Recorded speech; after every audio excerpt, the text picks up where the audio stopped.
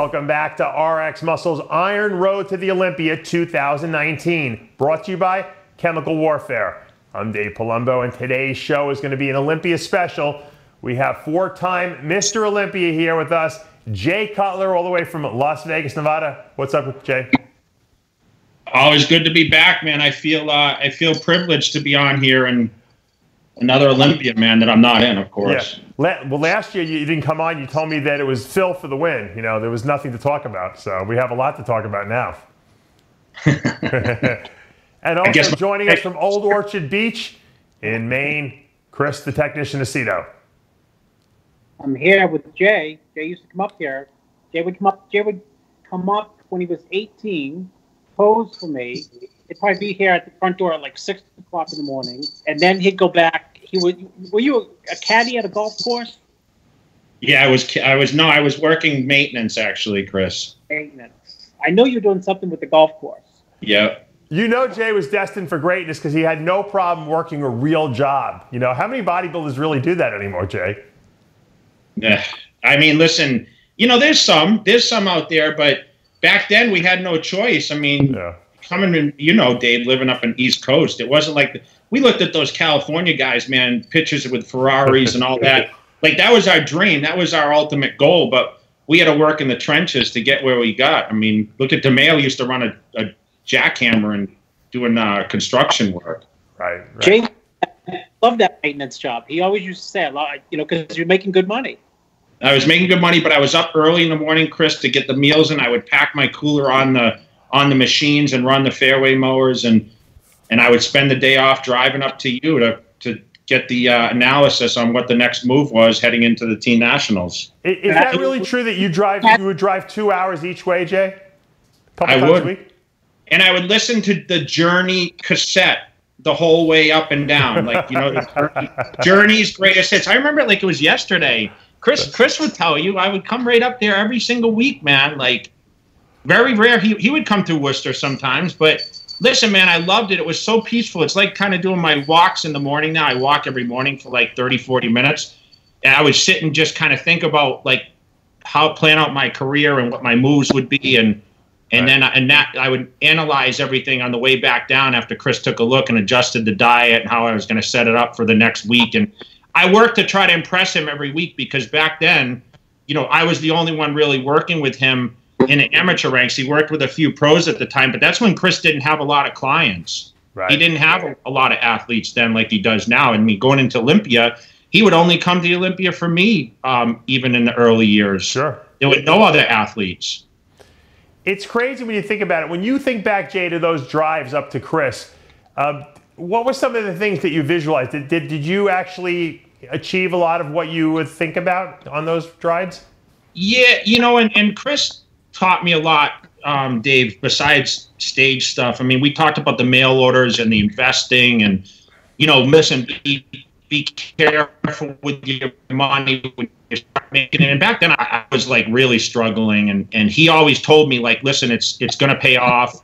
He reassured me. He was kind of like my backbone to all the success. And he was frugal, but he was very savvy with teaching me how to really market myself when no one really knew how to do that. Remember, we only had social media. I mean, I would handwrite letters on mail order and send out like a flyer that said, hey, I'm selling a shirt and a 8x10 picture. And he's the one that taught me to do that. He's the one, hey, get a P.O. box. And before I was even known, the first time I put something in the magazine, people were writing to me and sending me, you know, checks for 8x10s or, you know, shirts or whatever it is. And that's how it all started.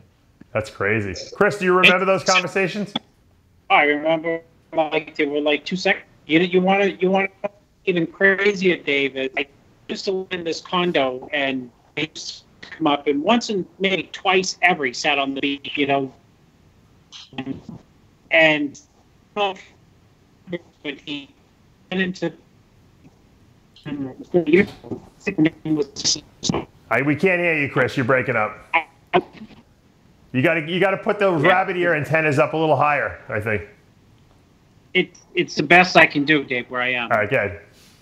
So maybe 2 years ago, I was driving down the street, the same road that Jay used to take down, and I saw this lady walking the dog, and she looked the exact same. I couldn't believe it. I pulled over and said, I was shocked she was alive. She used to live in the building that I lived in, where Jay used to come, and I said, Mrs. Suma, oh my God, it's so good to see you. She said, how's Jay doing?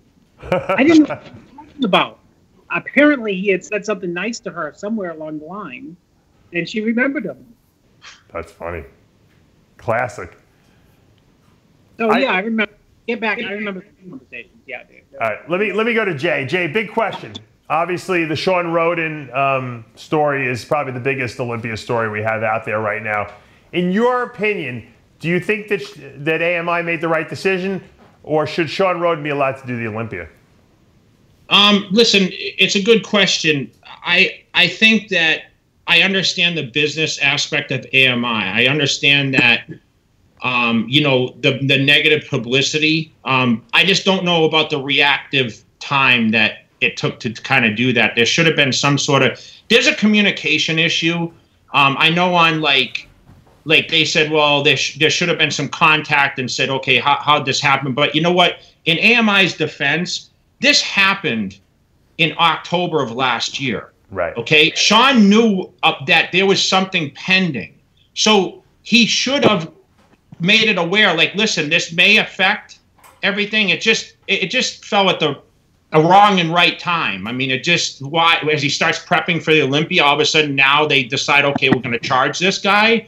I see both sides, and I know even for me, as you see, I had a YouTube video I shot of Shawn 2 days prior to when the allegations came out. Right. I held back that video, and I waited for him to release a statement, okay, and say, this is what's going on, I deny it. And I had to wait quite some time for that. So there was nothing said for quite some time. And listen, I don't know the legal reasons, or I've never been in that kind of situation. Obviously, there's lawyers that are a lot smarter than I am. But I don't know if I would have jumped the gun that like as soon as it was announced, it was like, okay, we're cutting ties with this guy.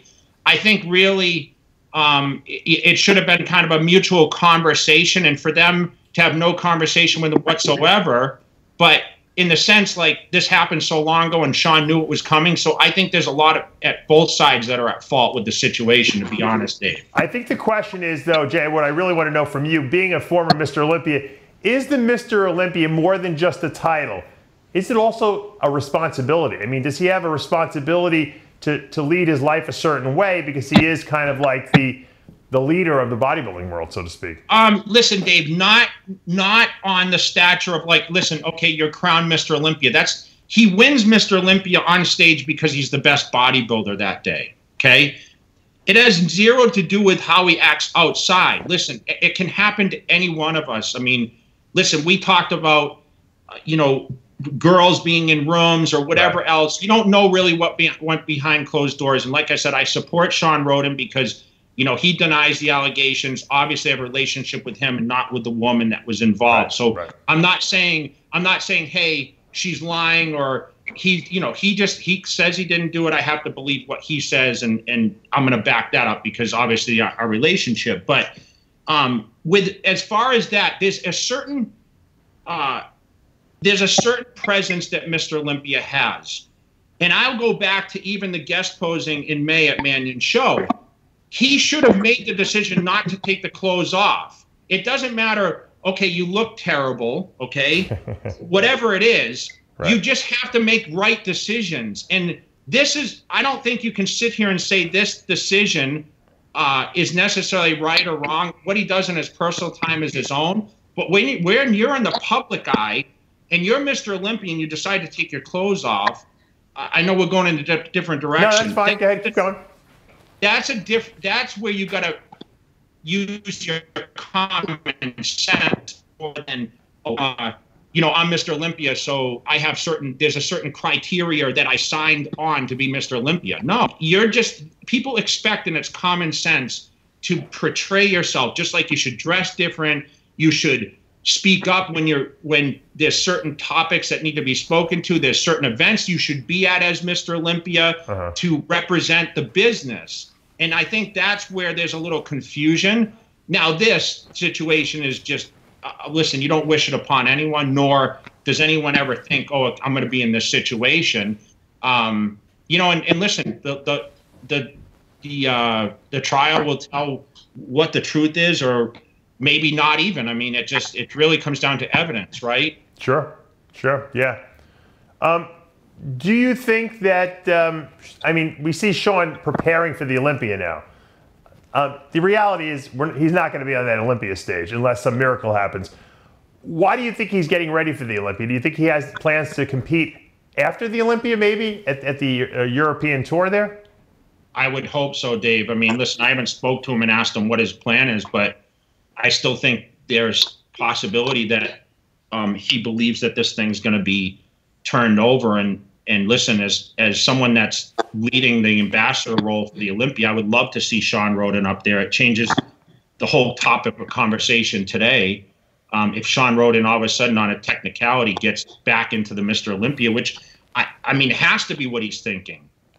Otherwise, what are you training for? I mean, there's no show that stands any level comparable to the Mr. Olympia. I don't care, with all this talk about what's going on, we can get into that later, but the Mr. Olympia is the Super Bowl, right? There's nothing bigger. It's what someone like me or Lee Haney, Ronnie Coleman, like, that was our dream. That was our vision. The Mr. Olympia has been around for 50 plus years. I mean, he's training for the #1 show. If he has to fall, like I said, put his body on a stage at another contest, I did mention that in the video I put out, let him do that. But I think in his mind, he's training to win the Mr. Olympia contest. Chris, you want to chime in on that? I don't think I would agree with one word that Jay said, with the exception made of, you know, Shawn knew this was coming down the pike, but you know, you don't know that his lawyers were not telling him that there's no reason whatsoever to go speak to AMI because this is going to amount to a big nothing burger. So there's no reason to risk, you know, or just have that embarrassment or whatever you want to call it, to go call up the people who run the Olympia and say, hey, this may be coming down the pike if in fact you think that it's going to turn out to be nothing. Having said that, I strongly agree with Jay where he makes the point of the timing. I mean, this, you know, warrant came out for Shawn, which was a surprise, and it was a surprise. And within 20 minutes, AMI is saying, we don't got you back. You've been in the Olympia 10 years. We don't got you back. Goodbye. I think it shows no backbone whatsoever, no true support for the sport. If they had any backbone or any passion for the sport, I've already said it, they would have called him up, got him and his lawyer in a room, and then made a decision, whether it was a unilateral decision or it was a decision together.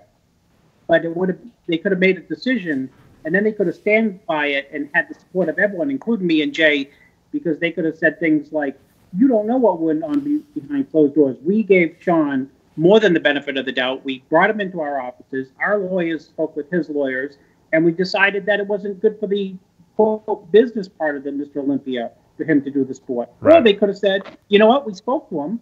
We got his side. You know, it's pending. We got his back until further, you know, notice. I mean, people have the right and the ability retroactively, like they did with Pete Rose. Let's say the guy's guilty. Okay, he's guilty. He wins Olympia #2, and you stripped him of both titles. You erase him. Right. I mean, so the way they've handled it, I think, I don't agree with the way that it was handled. I agree. I think that would have been a prudent way to handle it. Jay, let me ask you about Phil Heath. Everyone's still speculating, will he, won't he, will he, won't he? You know, we're 3 weeks out now. Will Phil Heath do the Mr. Olympia this year, or is it too late at this point?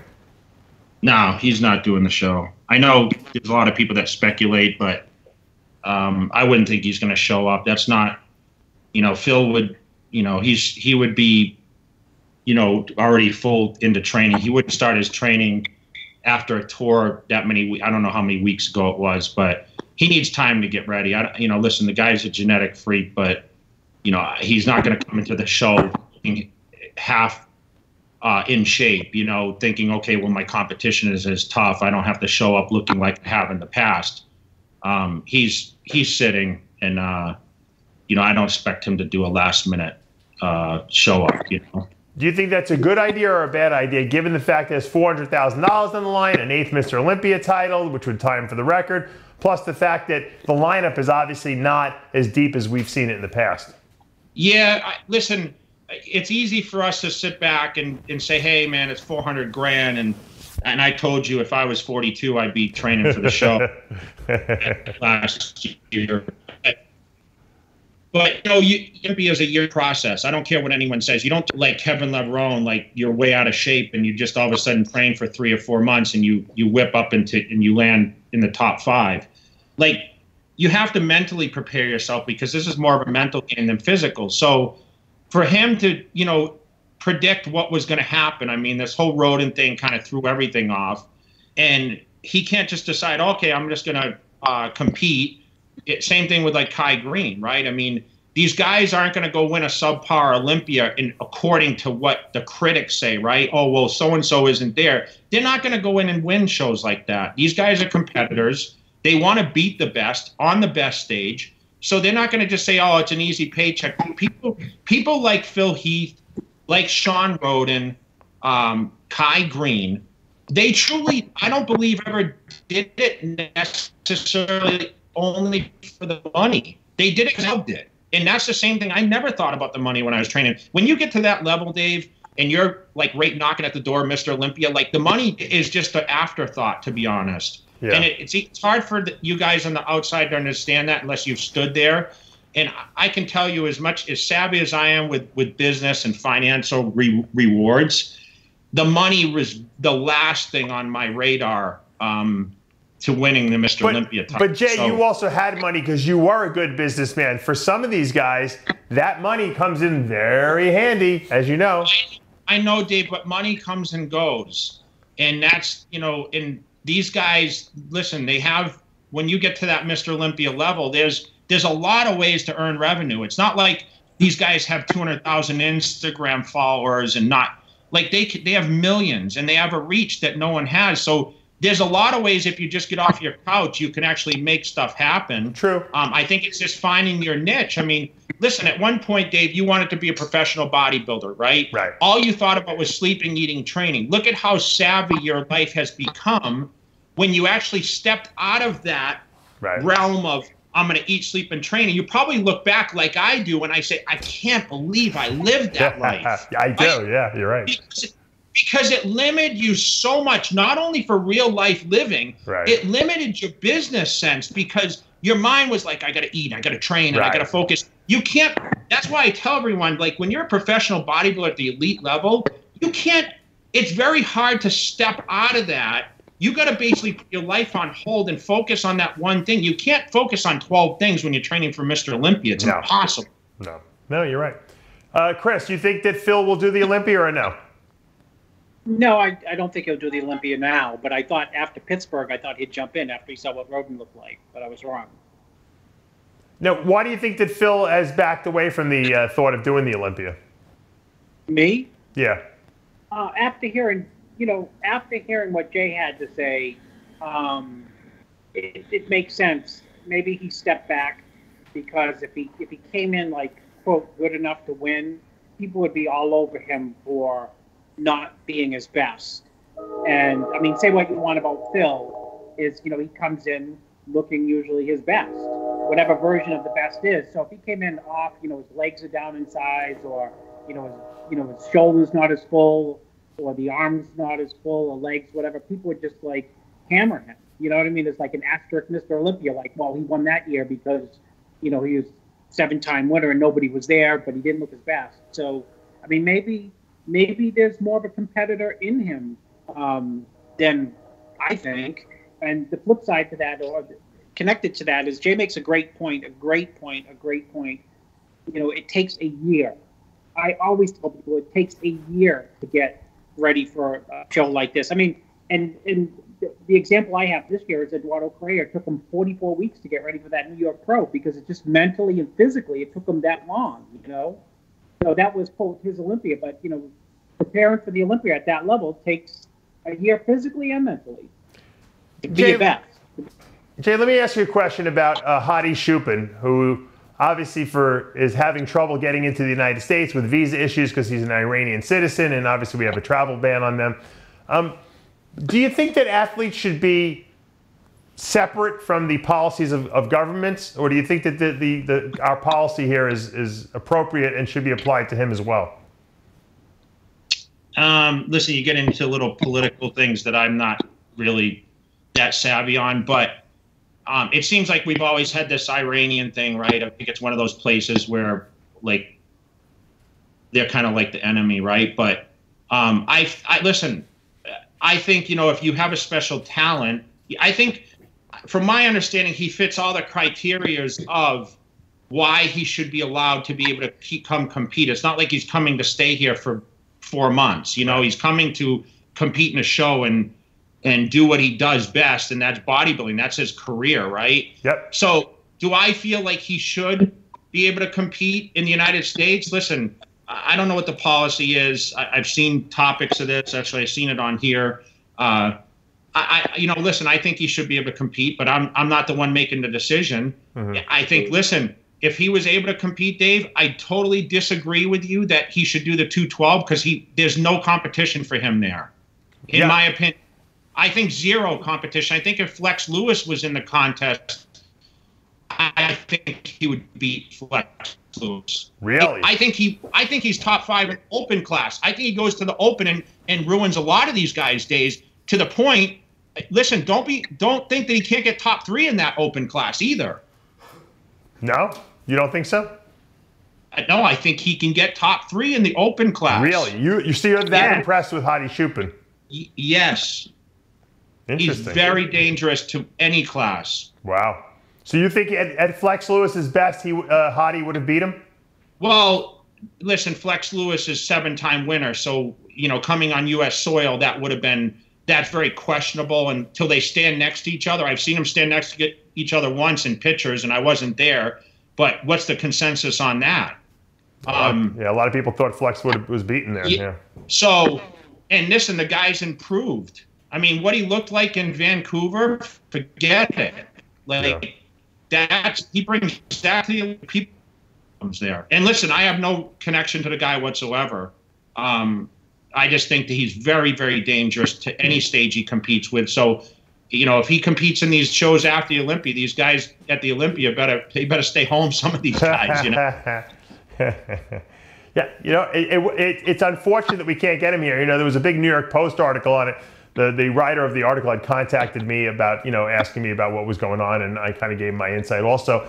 And it's a shame. I mean, hopefully some of these immigration lawyers can maybe work some magic. I don't think it's going to happen this year, but, you know, maybe you never know. Maybe next year there could be an exception to the rule.